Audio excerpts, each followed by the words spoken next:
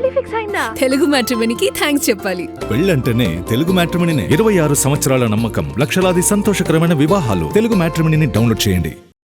Bollywood box office Sheikh అవ్వాలంటే cons బరిలోకి దిగాల్సిందే అన్నది ఎప్పటి నుంచో ఉన్న నమ్మకం.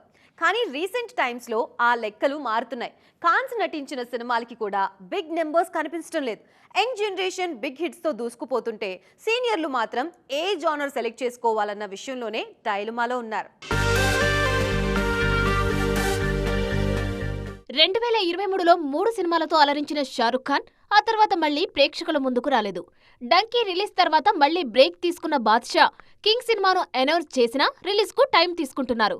ఆ మూవీ తర్వాత ఎలాంటి సినిమా చేయాలన్న విషయంలో ఎటూ తేల్చుకోలేకపోతున్నారు బాద్షా. ఒకప్పుడు బాలీవుడ్ సేవియర్ గా ఉన్న సల్మాన్ ఖాన్ ఇప్పుడు వరుస ఫెయిల్యూర్స్ తో కష్టాల్లో ఉన్నారు.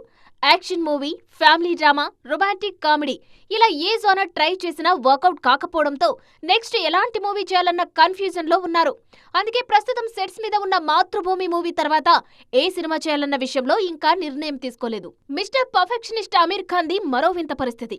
లాల్ సింగ్ చద్దా నిరాశపరిచిన సితారే జమీన్ పర్ పక్కాగా హిట్ అవుతుందని ఎక్స్పెక్ట్ చేశారు అమీర్. కానీ ఆ సినిమా కూడా హ్యాండ్ ఇవ్వడంతో పూర్తిగా బ్రేక్ తీసుకున్నారు.